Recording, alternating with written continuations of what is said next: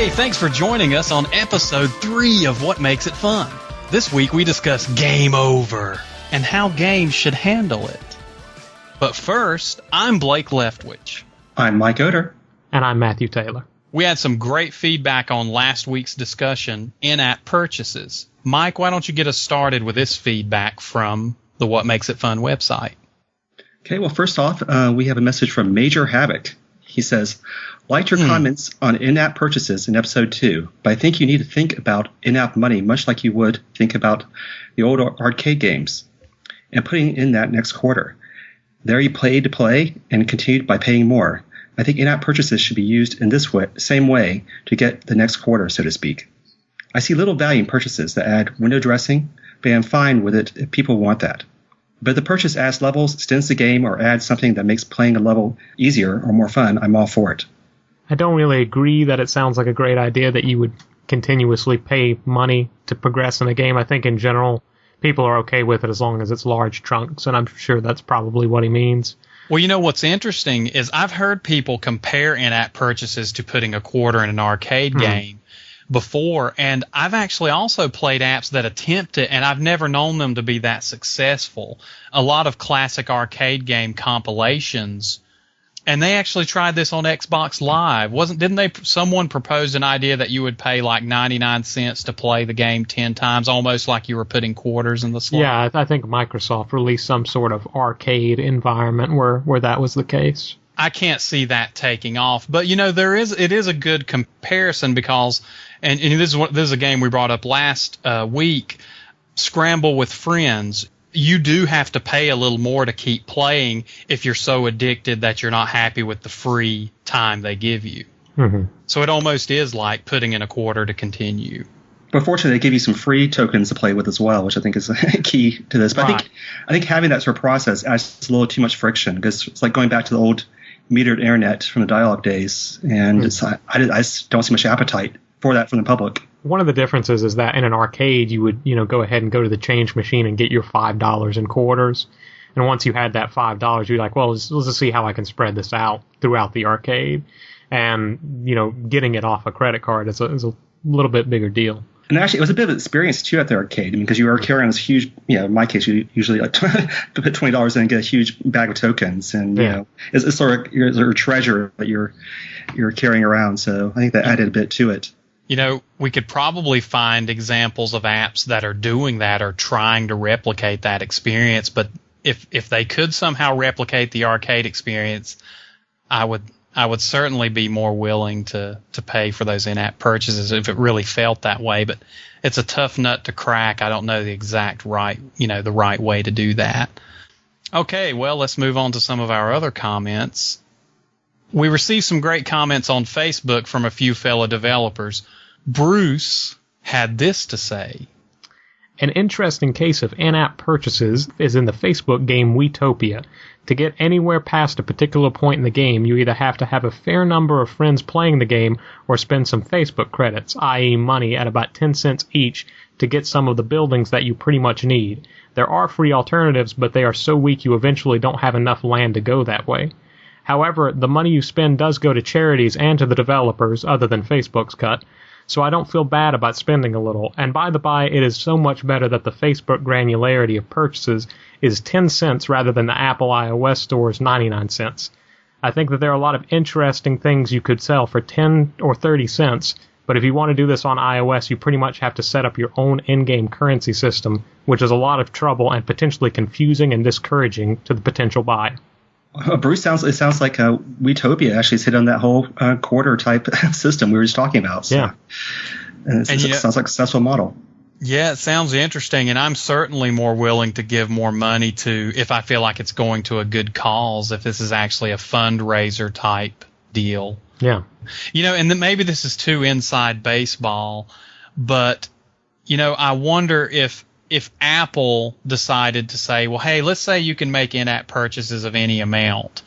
I feel like the reason they stuck with 99 cents was an aesthetic reason. It was an Apple reason. They wanted it to be, here's our little box and you work within this box, so it's the same for everyone. And, which I like to an extent, but I bet if they allowed different prices, there would be a lot more money spent on in-app purchases. I would just be interested to see if every developer undercut one another until it got to 1-cent purchases. Yeah, that's another. Maybe that's their way of controlling the economy. They're like, we are not going to go below 99 cents. Okay, and also we got some good feedback from Scott. Scott had this to say.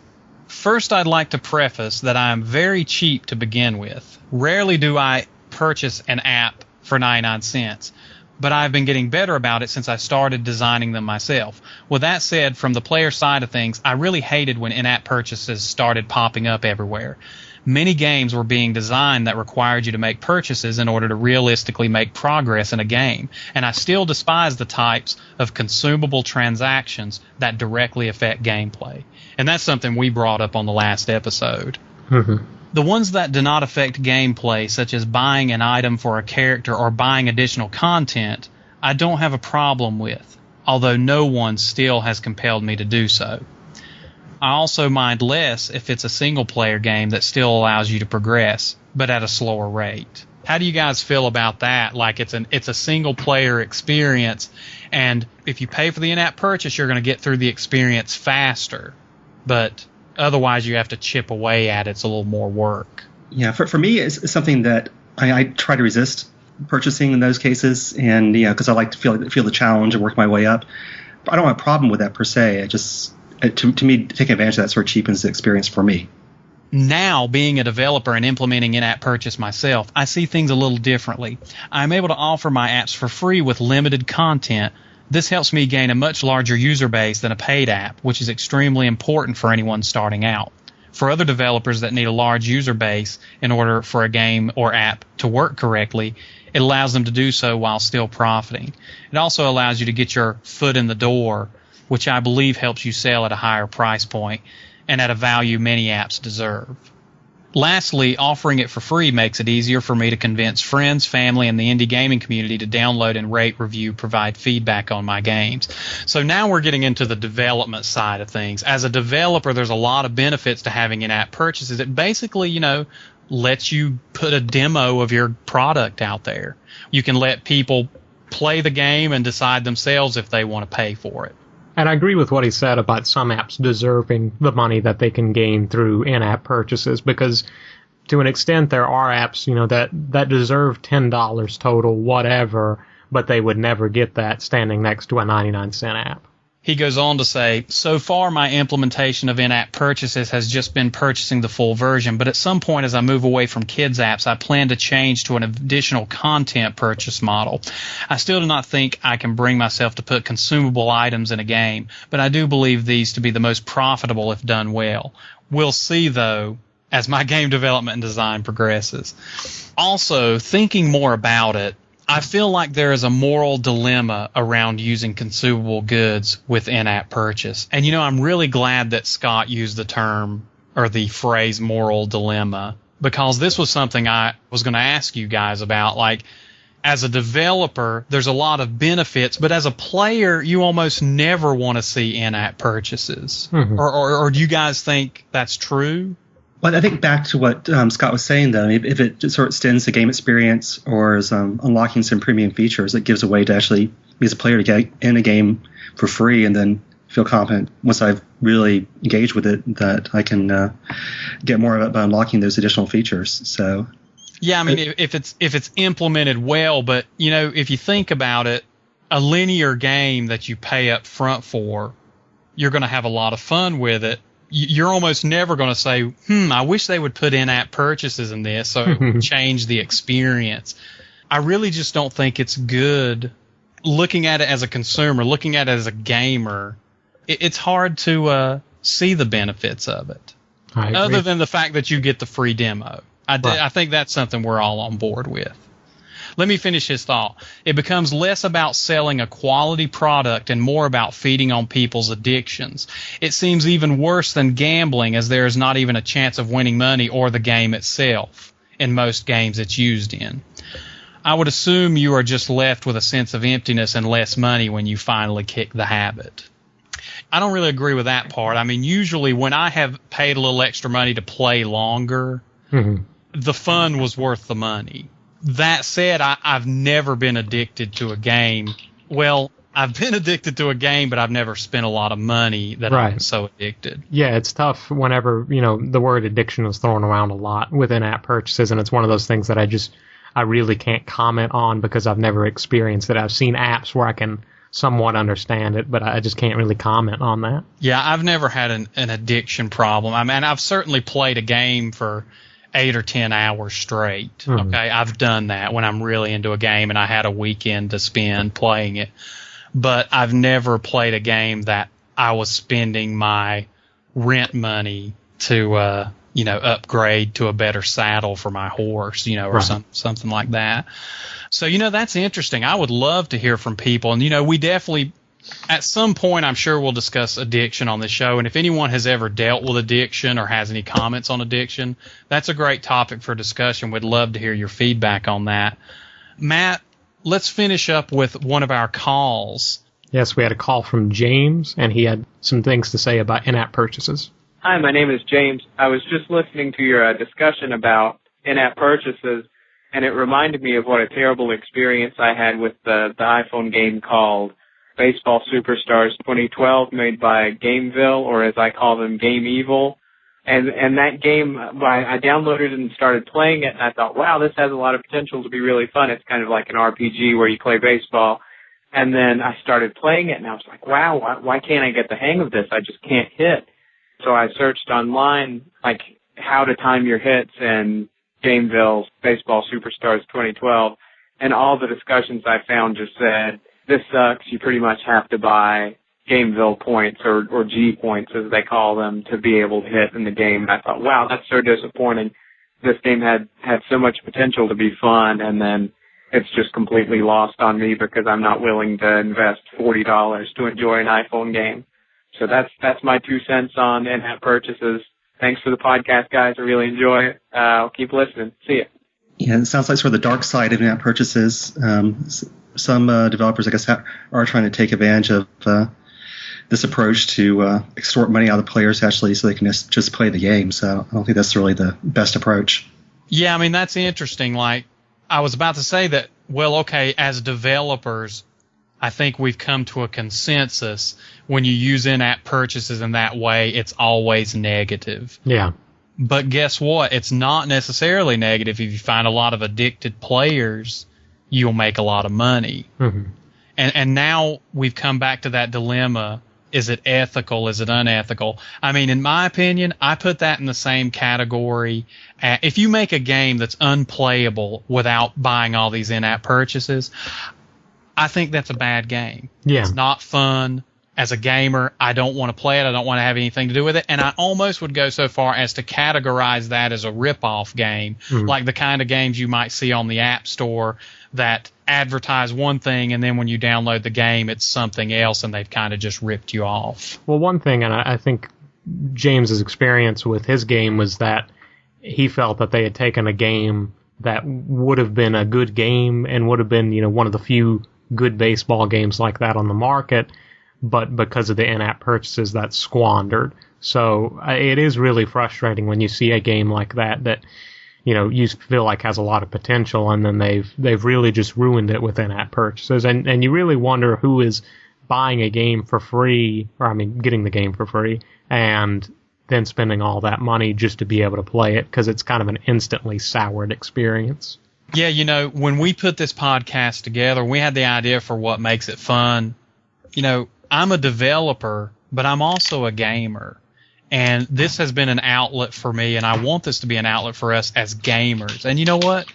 After seeing some of our listeners' comments, I'm really starting to feel like even the guys out there who are developers like us, we still have this moral dilemma. And at the end of the day, I can't really cite many experiences where an in-app purchase is a good thing from the perspective of a gamer. Yeah, we had a really pretty positive conversation last week about this topic, and from the developer's standpoint, it's like I said, it is a tool that you can use in a number of ways, and there are some positive ways to use it. Hey, you know what? The free demo, like I said, over 60% of the games on the App Store are free, and it's because of this and ads. So, I love that I'm able to try so many games for free. I do love that, and I wouldn't want that to go away as a gamer. But there are some more negative qualities, and that seems to be what a few of our listeners are getting at after an otherwise very positive discussion. So thanks, everyone, for messaging us, leaving it on the website, or calling us. And once again, you can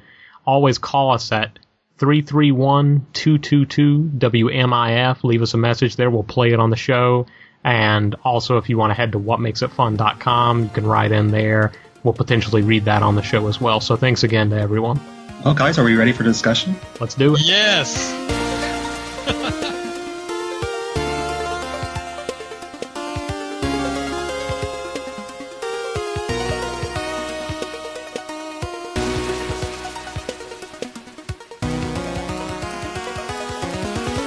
This week's discussion is game over. More specifically, when is it appropriate? When is it bad? When is it good? Do you guys like game over? I think it works in some experiences, obviously. I understand the need to punish a player so that they can come back and feel challenged, but I also really enjoy it, and it seems like a lot of iOS games right now are giving me instant restart, as well as a lot of indie games. So I'm okay with it in some experiences, and it feels out of place in others. I think, the way game over is handled can really make a big difference to the game experience. Mm-hmm. One game I'm thinking about was an online multiplayer game called Minions. And when that game first came out, as the game progressed, you had about 8 players on side. And when your tank character died in that game, you actually had to wait for a respawn. And through as the game progressed, that would take longer and longer. In the initial version of that game, you actually just had to wait.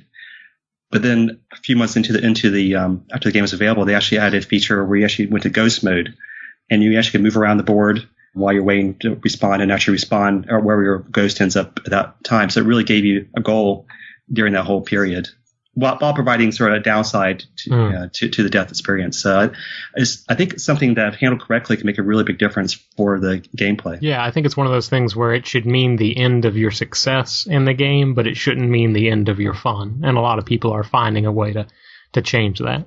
Yeah, that's interesting, because when I first came into this topic, I thought we were going to say game over good, game over bad, but that's wrong. It's all about how it's implemented.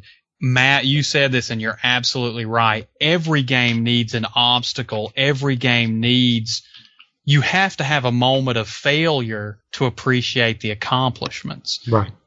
Once upon a time, it was, oh, you're about to beat a boss, you're so close, oh, he killed you, and now you've got to start the whole game over. Mm-hmm. We're moving away from that and moving to something like, okay, you have one level, you have a small objective, try it, oh, you failed, that's okay, try it again. Oh, you failed, oh, that's okay, try it again. Okay, that time I did it. Mm-hmm. So much easier, much more seamless, and way less likely to make me stop playing. And certainly overall, game overs have become less significant. There are some games, made for the especially hardcore, like there's that PS3 game Dark Souls and its prequel that, its thing was that you played for a while and, pretty much if you died, it was huge, and it meant you had lost at least an hour's progress. But in general, even the AAA titles that we see on the 360, PS3, and PC, checkpoints happen pretty often, and when you die, it's a setback. But it's not like it used to be. It's not as significant a thing. Yeah, interestingly, there are some developers who are actually taking this in exactly the opposite direction. I haven't played this game, but there's a game called One Single Life. It's available on iTunes. It might actually be on the Android store too. But you actually have one life ever with this game, and so you basically play through. If you die, you can't play again. That's as far as you're ever going to get in that game. So they're trying to. Now, do you mean that you can't play that game again? Exactly. So now, is this PC or an iOS? It's iOS. I think it's available for Android as well. I mean, I don't know. I don't think that'll ever be something that'll appeal for a major title, but it's, for a little indie experiment, I think that's actually quite. It's actually an intriguing. Yeah. Yeah, it really is. Speaking of iOS titles, I was looking at the top 25 and looking at how some of those games handle game over. And guess what's in that top 25? Our old friends Angry Birds, Fruit Ninja, Cut the Rope. They're still hanging around, and I think it's because of what we mentioned earlier. There are obstacles, there are really tough challenges, but they're so contained that when you fail, you get almost instantly another chance. You don't have to work your way back to that challenge. You have one challenge in front of you, you do it or you fail, and then you instantly get to try again. And with a lot of iOS games, you even get to that point where you can, cut the rope. You can cut the rope and see how things are going to go, and as soon as it's not going your way, before the game even tells you game over, there's a reset button in the top right. So you can kind of preemptively start over and avoid that game over screen altogether. And I think that's how a lot of people play those games. All right, let me change direction here a little. I was playing games with Sunshine, my goddaughter. She's 6. And we were playing some NES. And, as soon as the game got hard, it really frustrated her. But, she's been raised as a gamer on the iPhone, whereas I came from the NES and arcade days. Do you guys think that these getting rid of game overs, instant restarts, making games easier and more accessible, that our future generations are being robbed of the pleasure of those hard-fought battles and spending hours, quote-unquote, mastering a game? To an extent, yes. I do think that there's something to be said for those NES titles, and certainly there have been many modern games that appeal to that same difficulty level where you really do feel like you have mastered it, and that's the right word. You have mastered the experience, and only then can you complete it. And there is certainly a lot of satisfaction that comes with that you will just never get in a modern game. Because a modern game is like you get to the last bad guy or whatever, and that takes you 2 or 3 tries. But really, most of the time, I don't face too much difficulty up until that point. So I do think there is a place for that experience. Yeah, I think that's definitely an issue, but I think it's more of an issue not for much caused by players. I mean, as is by developers. I mean, they're trying to appeal to players and keep them engaged, but I think there's a place for actually having these harder games out there. And, and actually the industry is expanded so much. I mean, it used to be there was actually a few publishers and very few titles coming out each year, but with the advent of these mobile game systems, there's so many more publishers out there. So I'm hoping there'll be a whole category of games out there. There are sort of structures, difficult games that people will go in and you actually really engage with for a long time to actually complete. And I still have a bit of that mentality as well. I mean, there's a game actually I start getting bogged down in, I'll keep sort of going at it again and again and again till I can actually get through that level. So versus I think the general discussion industry is that you actually need to make your games easy to keep people to keep playing. But I think we must be self-fulfilling to some degree. So hopefully developers keep making difficult games. And I agree with you, and I'm hopeful that one day we'll have a genre. I mean, one day the industry will be big enough that you can have a genre that's just difficult games, and people will be into that genre. And it won't be a surprise when you get into it, and no one would really complain about it because they knew what they were getting themselves into. But there's definitely a place for that, at least with me. So, like Mike said, with this giant ecosystem we have now, this is probably the best time to be a gamer. There's so many choices out there. If you want a really hardcore game, you've got it. If you want a multi-million-dollar 3D experience, you've got it. If you want something that's just a little time waster that you never get frustrated with, you have it. You have a lot of choices. And as long as games require that risk-reward balance to keep you interested, then we'll definitely have difficulty and game overs and these challenges, because that's what really makes a game. We have to be afraid of losing to appreciate winning. And that is it for this week. If you would like to join in this discussion and more, visit us at whatmakesitfun.com. And don't forget to like us on Facebook. Don't you dare forget that. And for the latest updates, follow us on Twitter at whatmakesitfun and drop us an email at mail@whatmakesitfun.com. And Matt, what is that number they can reach us at? Dial 331-222-WMIF. Leave us a message. And you guys have a great week.